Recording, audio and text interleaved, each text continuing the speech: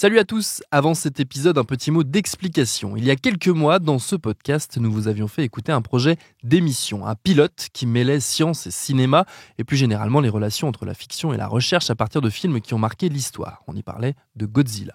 Ça nous avait tellement plu qu'on a décidé d'en faire un programme à part entière, en partenariat avec la Sorbonne. Ça s'appelle 7e Science, ça s'écrit 7 le chiffre, E la lettre, et science au singulier plus loin. C'est animé par l'excellente Perrine Kenson, que vous connaissez tous.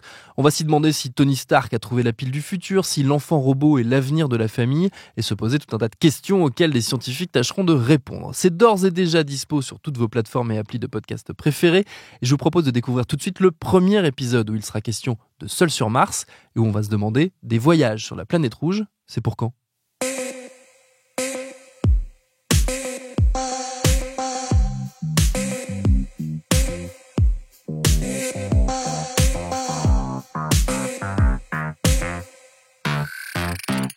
Pourquoi on s'y intéresse ? Parce qu'on considère que Mars est dite dans la zone d'habitabilité, en tout cas au regard d'un certain nombre de paramètres pour décrire la vie. On se dit que c'est un endroit où la vie aurait pu apparaître à un moment donné de l'histoire de la planète.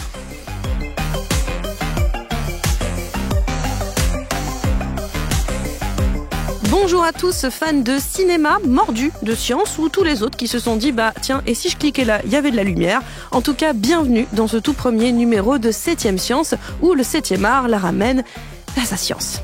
Un podcast de Binge Audio et de Sorbonne Université. Le principe est simple, on prend un film, on se pose des questions plus ou moins farfelues auxquelles on fait répondre un expert ou une experte.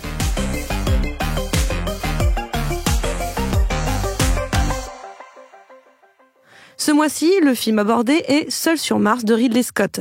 Et la question qu'on se pose, que je me pose, que tout le monde se pose, c'est les voyages sur la planète rouge, c'est pour quand ? Et notre expert du jour, c'est Olivier Bessac, directeur de recherche CNRS à Sorbonne Université, dans l'Institut de minéralogie, de physique des matériaux et de cosmochimie. Avant de rentrer dans le vif du sujet, à savoir la planète rouge, petit rappel des faits dans Seul sur Mars. Matt Damon y joue l'astronaute Mark Watney, laissé pour mort par ses coéquipiers lors d'une expédition sur Mars, car une tempête les a obligés à décoller en urgence. Mais Mark, blessé mais bien vivant, se réveille seul, donc, comme l'indique le titre, sur une planète carrément hostile, sans moyen de repartir. Il va devoir faire appel à son intelligence et son ingéniosité pour tenter de survivre et trouver un moyen de contacter la Terre. Et en attendant les secours, ce botaniste de formation va réussir à faire pousser des pommes de terre, et se créer un vrai petit chez lui sur Mars. Bon alors, d'abord les chiffres. Je dois cultiver de quoi me nourrir pendant 4 ans, ici, sur une planète où rien ne pousse. Et si je trouve pas le moyen de contacter la NASA, tout ça n'aura servi à rien. Houston, nous venons de recevoir un message vidéo. Il est destiné à l'équipage. Passez-le. Mon Dieu. Mark Watney est toujours en vie. Vous avez aimé le film, Olivier ? Oh, je l'ai vu, je l'ai même revu et je l'ai montré à mes enfants qui l'ont bien aimé. Et oui, j'ai bien aimé. Bon, il a des côtés un peu exagérés, mais il a un côté assez vraisemblable et qui est plutôt plaisant quand on a un œil un peu, je dirais pas expert, mais qu'on s'intéresse à ces affaires-là. Bon, revenons-en un petit peu à nos moutons. Mars, c'est un grand sujet de prédilection du cinéma de science-fiction, que ce soit par l'entremise des petits bonhommes verts qui viennent très très rarement quand même en paix, n'est-ce pas Mars Attacks, ou encore par l'exploration spatiale allant de Mission to Mars à Starship Troopers en passant par Ad Astra, et évidemment Seul sur Mars qui nous intéresse ici. Dans tous les cas, la planète rouge est une usine à fantasmes. Mais en réalité, Olivier, pourquoi les scientifiques s'intéressent-ils particulièrement à cette planète et pas à une autre, comme Vénus, je sais pas, par exemple ? On s'y intéresse d'un point de vue scientifique, parce que peut-être que c'est un des endroits les moins inhospitaliers dans le système solaire et on imagine que si la vie avait pu se développer quelque part, ça aurait pu être sur Mars pour différentes raisons. Donc Mars, tout d'abord, c'est une planète qui fait à peu près la taille de la Terre, qui est 2 fois plus petite que la Terre. Si on résume le système solaire, il y a 4 planètes internes, il y a Mercure, il y a Vénus, il y a la Terre, puis Mars. Parce qu'après, il y a ce qu'on appelle le système solaire externe avec les planètes géantes gazeuses, Jupiter, Saturne, etc. Mais les 4 planètes que je viens de citer, les 4 premières, sont ce qu'on appelle des planètes telluriques, des planètes solides comme la Terre. Et donc, les deux plus proches sont Vénus et Mars. Alors, Vénus, par contre, elle est plus proche du Soleil. Et la température à la surface de Vénus est plutôt de l'ordre de 400-450 degrés. Donc là, c'est franchement hostile pour la vie. Hein. En tout cas, telle qu'on la connaît nous-mêmes. Alors que Mars est un peu plus loin du Soleil par rapport à la Terre. Et là, la température moyenne est plutôt de l'ordre de moins 40, moins 50 degrés. Et elle oscille. Au Canada, quoi. Oh, oui, non, mais elle aussi, là, c'est pas, parce que là, c'est une température moyenne à l'échelle de toute la planète. Si on prend le même chiffre sur la Terre, c'est de l'ordre de 15 degrés. Ça veut dire que dans la zone équatoriale, les températures peuvent monter jusqu'à une dizaine, quinzaine de degrés. C'est pas désagréable pour vivre, hein, avec des oscillations très fortes. Pourquoi on s'y intéresse? Parce qu'on considère que Mars est dite dans la zone d'habitabilité, en tout cas au regard d'un certain nombre de paramètres pour décrire la vie. On se dit que c'est un endroit où la vie aurait pu apparaître à un moment donné de l'histoire de la planète. Et qu'est-ce qu'on sait en fait du passé de Mars pour l'instant? Alors, on sait quand même pas mal de choses. Si je résume, c'est une planète donc comme je disais qui est 2 fois plus petite que la Terre. Elle s'est formée en même temps que la Terre il y a à peu près 4,55 milliards d'années. Et comme la Terre au début, elle s'est formée par accrétion d'astéroïdes. Et donc c'était un objet très chaud comme la Terre. Par contre, la planète Mars étant 2 fois plus petite que la Terre, elle s'est refroidie beaucoup plus vite que la Terre. Et la Terre, elle a une spécificité, c'est que elle est stratifiée. Si on part depuis l'extérieur de la Terre, nous on est sur ce qu'on appelle la croûte terrestre, qui repose elle-même sur ce qu'on appelle le manteau, et à l'intérieur, il y a ce qu'on appelle le noyau, qui est une espèce de graine métallique. Et sur Terre, c'est spécifique parce qu'il y a une partie liquide et une partie solide. Et le mouvement relatif de ce noyau liquide, par rapport à la rotation de la Terre, crée ce qu'on appelle le champ magnétique. Et ce champ magnétique, alors certes, il sert à utiliser une boussole, mais il sert avant tout à protéger notre planète de ce qu'on appelle le vent solaire, c'est-à-dire toutes les particules hautement énergétiques émises par le Soleil, et ça protège notre atmosphère. Et notre atmosphère, elle est intéressante à plusieurs raisons, plusieurs titres. Tout d'abord parce qu'elle nous permet de respirer. Notre atmosphère sur Terre, elle a à peu près une pression qui est de l'ordre de millibars, donc elle permet aussi d'avoir de l'eau liquide à la surface de notre planète. Sur Mars, ce que je vous disais, c'est qu'on imagine, enfin on sait, d'après les modèles, etc., et puis un certain nombre de mesures géophysiques, on sait qu'il y a aussi un noyau. Mais ce noyau s'est solidifié sur Mars. Qui dit solidification du noyau dit absence de champ magnétique qui a disparu très rapidement au début de l'histoire de la planète. Ce qui veut dire que ce champ magnétique n'a plus été là pour protéger l'atmosphère qui a existé à un moment à la surface de Mars et que cette atmosphère a été emportée par le vent solaire. Alors il reste une petite atmosphère sur Mars, elle est à peu près de 6 millibars, c'est-à-dire qu'elle est à peu près 100 ou un peu plus de 100 fois moins dense que celle sur Terre. Elle n'est pas favorable comme celle de la Terre parce qu'elle contient du CO2 et ça, nous sur Terre, on utilise l'oxygène pour respirer, on n'utilise pas le CO2. Et donc aussi, comme elle est beaucoup moins dense, ça veut dire qu'elle ne permet pas, aujourd'hui en tout cas, la présence d'eau liquide sur la planète. Ce qui veut dire qu'on considère que Mars, au début de son histoire, a eu un environnement assez voisin de celui de la Terre, avec une atmosphère, certainement la présence d'eau liquide, et on voit des évidences géomorphologiques, et ça on utilise des satellites qui sont autour de Mars et qui montrent qu'il y a eu la circulation d'eau liquide à la surface de la planète. Donc on considère qu'au début de l'histoire de la planète, il y a à peu près 3,5-4 milliards d'années, au moment où la vie est apparue sur Terre, on considère qu'il y avait les conditions en tout cas favorables pour que la vie puisse apparaître sur Mars. Donc comment on fait justement pour étudier Mars? Parce que techniquement pour l'instant en tout cas personne d'humain n'y est allé, il n'y a pas quelqu'un qui est revenu et qui a fait des petits échantillons sur place. Donc comment on étudie Mars à l'heure actuelle? On a utilisé tout d'abord des télescopes pour la regarder de loin. Et puis, on a envoyé des sondes. Et ça a démarré dans les années 60. La première image de Mars qui nous est parvenue, c'est la sonde Mariner en 1965. Alors, c'est une image assez trouble, mais qui est assez jolie. On voit des cratères. Et puis là, il y a eu un peu une explosion. On a posé un premier, ce qu'on appelle un atterrisseur qui s'est posé sur Mars, les sondes Viking dans les années 75, les Américains. Et puis, là, il y a eu une période assez calme. Il y a eu le robot Pathfinder qui est d'ailleurs dans le film Seul sur Mars, qui va utiliser. On le croise à un moment donné, il va s'en servir, ouais, c'est vrai. Voilà, donc lui, c'était à la fin des années 90. Et puis, il y a eu une véritable explosion depuis les années 2000 où on envoie d'une part des satellites. Alors, les satellites, ils tournent autour de la planète, ils prennent des images, ils font des mesures des gaz de l'atmosphère, ils permettent de communiquer aussi avec la planète. Et puis, on pose aussi ce qu'on appelle des robots à la surface de la planète. Il y en a eu un certain nombre. Donc, il y a eu Pathfinder, il y a eu les célèbres Spirit et Opportunity en 2003-2004. Il y a eu le robot Curiosity en 2012. Il y en a un qui s'est posé aussi l'année dernière qui s'appelle InSight. Lui s'est posé et lui il écoute le bruit de la planète. C'est-à-dire il essaye de voir s'il y a des séismes sur cette planète. Il écoute le bruit du vent. Il écoute tous les bruits qui peuvent se passer à la surface de cette planète.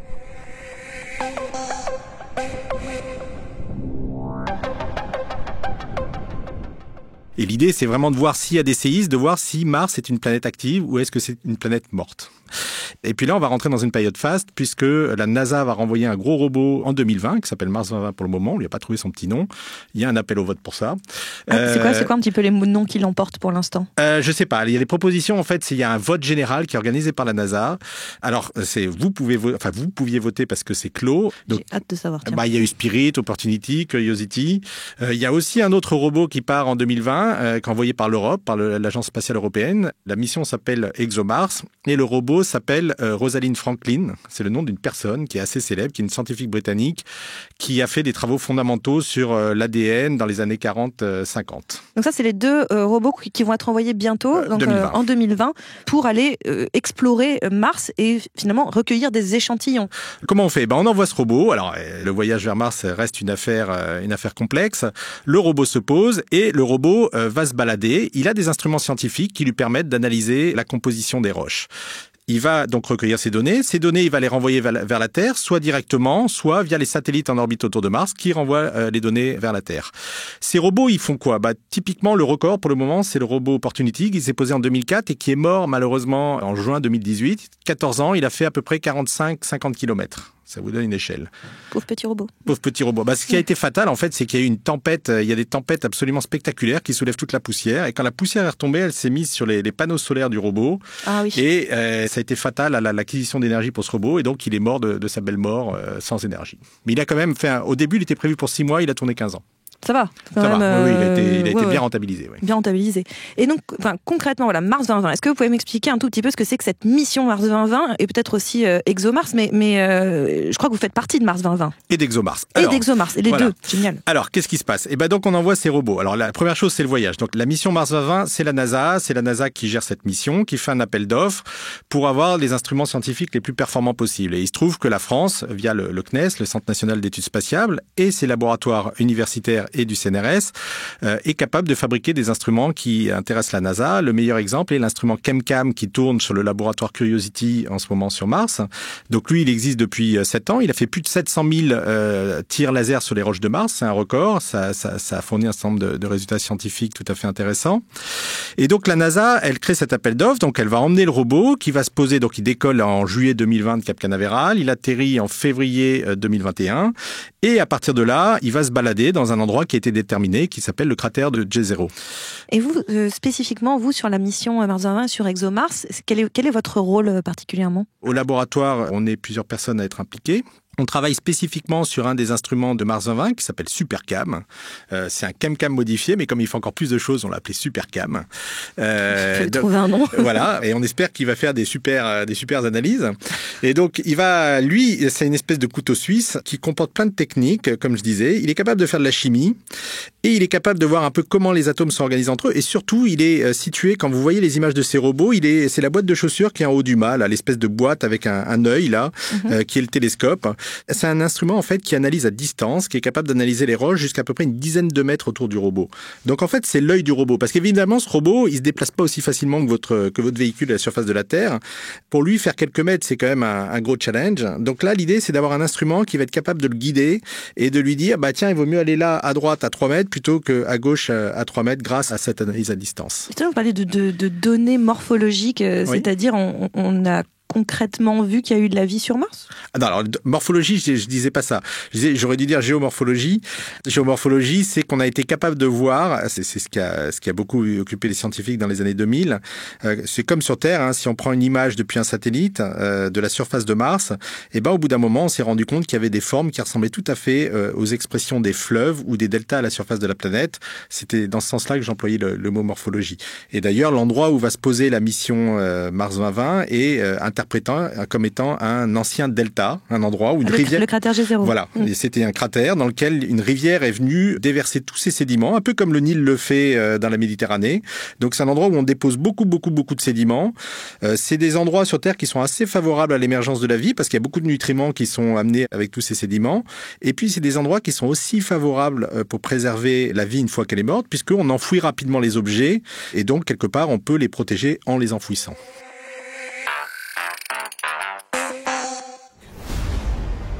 Notre père menait des expériences sur un matériau top secret susceptible de menacer tout notre système solaire et de détruire toute vie. Nous comptons sur vous pour découvrir tout ce qui se passe là-haut. Beaucoup de films envisagent l'exploration humaine de manière plutôt fantastique, mais de nos jours aussi de façon plus réaliste, comme Ad Astra de James Gray ou le récent Proxima d'Alice Vinocourt. Car ce but semble de plus en plus probable, accessible, mais à partir de quand peut-on anticiper ce type de mission, Olivier ? Par exemple, la mission Mars 2020 qui part, elle a aussi un thème qui est de commencer à préparer l'exploration humaine. Pourquoi ? Sur Mars, comme je le disais, il n'y a pas d'oxygène. Il y a une atmosphère qui est très ténue, qui est beaucoup moins dense que celle de la Terre, et il n'y a pas d'oxygène dans cette atmosphère. Nous, sur Terre, êtres humains, pour vivre, nous avons besoin d'oxygène. Donc là, il y a un petit instrument qui part, enfin un petit instrument, un instrument qui est pas négligeable, qui part sur le rover Mars 2020, qui est une espèce de centrale chimique qui va attraper le CO2 de l'atmosphère martienne, qui va faire ce qu'on appelle une réaction d'électrochimie et essayer de séparer, parce que dans CO2, il y a du carbone et de l'oxygène, et qui va essayer de récupérer l'oxygène de ce CO2 pour voir est-ce qu'on est capable de l'extraire, quel est le bilan énergétique, quel est le rendement, etc. Et donc c'est un premier pas, je dirais, pour essayer de se mettre dans cette dynamique d'un jour envoyer l'homme sur Mars. Alors ça, c'est quelque chose d'assez petit. On n'en est pas du tout encore au stade de seul sur Mars. Le plus gros objet qu'on a envoyé à la surface de Mars, c'est le robot Curiosity. C'est une espèce de grosse voiture, quelque chose qui pèse à peu près 1 tonne. Tout l'équipement qu'on voit dans Seul sur Mars représente plusieurs dizaines de tonnes. Je suis pas sûr qu'on maîtrise toutes les technologies pour envoyer par exemple 10 tonnes, 20 tonnes, etc. Tout l'équipement, tout le nécessaire à la survie des astronautes à la surface de cette planète. Autre problème, et là je parle même pas des problèmes du voyage, on pourra en parler après. On va en parler après. Voilà. Ça m'intéresse moi le voyage. Ok, et donc il devrait aussi, parce que si on envoie des hommes, il faudrait aussi les faire revenir. C'est un peu le problème de Seul sur Mars. C'est toute la question de ces choses-là. Non, alors sur Seul sur Mars, c'est des choses qui sont pas mal faites. D'ailleurs dans le film, il y a ces fameux MAV, ces véhicules qui permettent de redécoller de la planète et de retrouver un autre véhicule en orbite autour de la planète. Donc ça veut dire aussi qu'il faudrait être capable de déposer ces véhicules. Mais qui dit véhicule dit carburant aussi. Et c'est peut-être là où il y a un gros problème. Sur Terre, quand vous voyez une fusée décoller de Cap Canaveral pour aller vers Mars, c'est une fusée qui est gigantesque. Et qui est absolument gigantesque par rapport à la taille du petit robot qu'on envoie sur Mars. Pourquoi ? Parce que, en fait, l'essentiel, c'est des moteurs et surtout des réservoirs de carburant pour mettre une accélération absolument colossale pour s'affranchir de la gravité de la Terre. Donc là, si on allait sur Mars, certes, la gravité elle est moins forte. Donc elle est 3 fois moins forte. Oui, mais voilà. Par contre, elle est là. Sur la Lune, il y en a qui est un corps tout petit, il y en a quasiment pas. Sur Mars, il y en a. Donc il faudra aussi prévoir de quoi s'en affranchir pour pouvoir redécoller. Et donc tout le carburant nécessaire. Alors là, c'est des choses qui sont à l'étude. Typiquement, ce qu'on peut envisager, c'est d'aller, un peu comme c'est fait dans le film d'ailleurs, le véhicule que va récupérer Watney est un véhicule pour la mission suivante. Enfin, la fusée sur laquelle il va aller redécoller. C'est une fusée qui a été déposée pour la mission suivante. Et donc, c'est une fusée qu'on peut aller déposer en avance, par exemple, mettre à l'intérieur, par exemple, un petit réacteur nucléaire, une petite centrale chimique et essayer de créer du carburant in situ sur la planète et non pas l'amener. Ce qui permet de gagner du poids, etc. Ah oui, j'ai l'impression que ces robots font tellement de choses différentes. Quelle taille ça fait à peu près ? Parce que depuis tout à l'heure, on dit, alors, dans le robot, il y a ça qui fait ça, il y a ça qui fait ça. On a l'impression que c'est une mini-centrale à eux tout seuls. Donc, quelle taille fait un robot à peu près envoyé ? Le plus grand, c'était Curiosity, donc le plus lourd. Quelle taille il fait ? Ou bien Mars 2020, ils font quelle taille ? Alors que Mars 2020, il est dérivé de Curiosity, il fait à peu près les mêmes dimensions. La taille, il fait le sommet du mât, ça fait à peu près, je dirais, 2,20 m, 2,50 m. Le corps du robot, je dirais que ça fait à peu près, je vais certainement exagérer, mais je dirais de l'ordre de 3 fois 2 mètres à peu près. Donc c'est comme un gros SUV, en fait, quelque part. D'accord. Voilà. Mais ce robot-là, il a pas du tout toute la technologie dont on vient de parler pour pouvoir redécoller, le carburant, etc. Ces robots, comment ils fonctionnent ? Ils fonctionnent avec un réacteur nucléaire. Ils ont une petite pile nucléaire au plutonium. C'est pas dangereux. Comme dans Retour à le futur. Ça, au début, ça marchait avec du plutonium.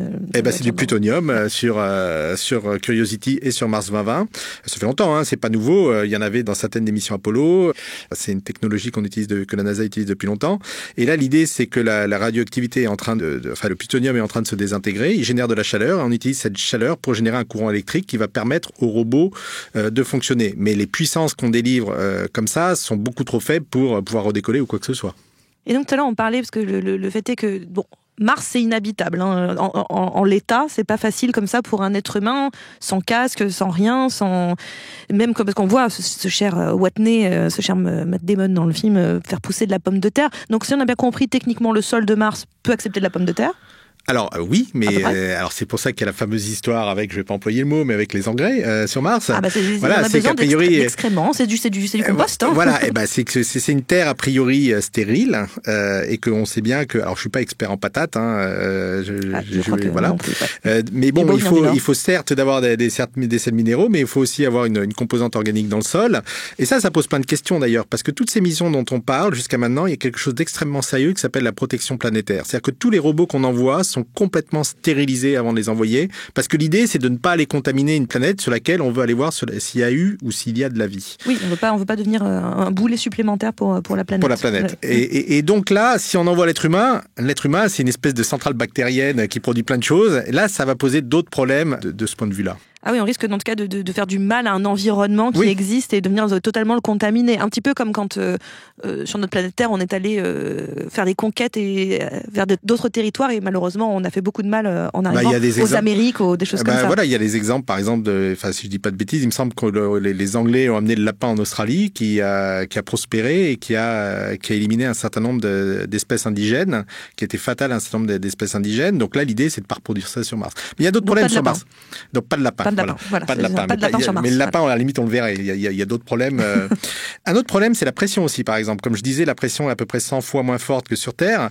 Donc, par exemple, là, sur sur Mars, ce qu'on voit, c'est qu'ils ont si vous comparez les missions Apollo, par exemple, qu'ils avaient des grosses combinaisons, là, il a une combinaison assez petite.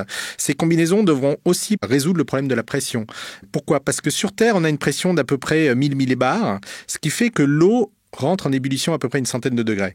Sur Mars, cette pression, elle est plutôt de l'ordre de 5 millibars, ce qui fait que l'eau rentre en ébullition à une température bien inférieure. Ce qui voudrait dire que si la combinaison ne résolvait pas le problème, en fait, votre propre salive rentrerait en ébullition, etc. Donc, vous voyez, c'est plein de petits problèmes physiques, mais qui sont très sérieux. Le problème de l'irradiation, le problème de la température, le problème de la pression, le problème de l'oxygène, le problème de l'eau. Faut pas y aller, c'est trop compliqué. Et un autre grand problème, c'est le problème du temps, en fait. Voilà, j'allais venir aussi à ça, parce que le temps, pour plusieurs raisons, j'imagine le temps sur place au sein de Mars et le temps pour aller sur Mars.